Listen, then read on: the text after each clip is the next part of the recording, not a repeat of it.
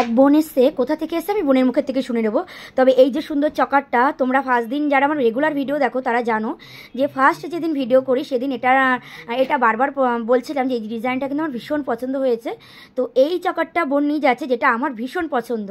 তো আমিও ভাবছি সেম একটা নিজের জন্য বানিয়ে নেব। আর এই যে বক্স আংটিটা, এটাও নিচ্ছে, সাথে এই বক্স আংটিটা সাথে একটা ঠাকুরের টিপও নিয়ে যাচ্ছে। চকারটার দাম পড়েছে তোমার 39,500 অ্যাপ্রক্সের মতো। আর বক্স আংটিগুলো এক একটা এক এক রকম দাম পড়েছে। বোনকে আমি বলবো কোথা থেকে এসছো বোন, তুমি নিজেই বলো। ফার্স্ট টাইম আসলে? না, সেকেন্ড টাইম এলাম। আচ্ছা, আগেও এসছো? আচ্ছা আচ্ছা, কেনাকাটাটা এখান থেকে আমি সেরেছি, ভালো লেগেছিল বলেই তো আবারও আসলে। সেকেন্ড বার এলাম।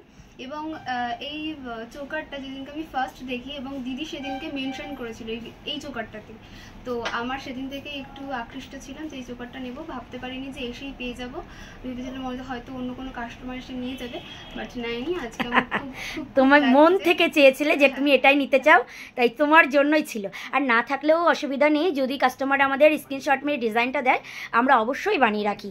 তো দেখো, এই সোনার জিনিস এমন একটা জিনিস যেটা যে একবার হয় বলে দ্বিতীয়বার হয় না, একদমই না। তোমরা যদি পছন্দ থাকে যে না দিদির এই ডিজাইনটা আমার খুব ভালো লেগেছে, স্ক্রিনশট নিয়ে আমাদের কাছে দিলে সেম টু সেম আমরা বানিয়ে দিতে পারি।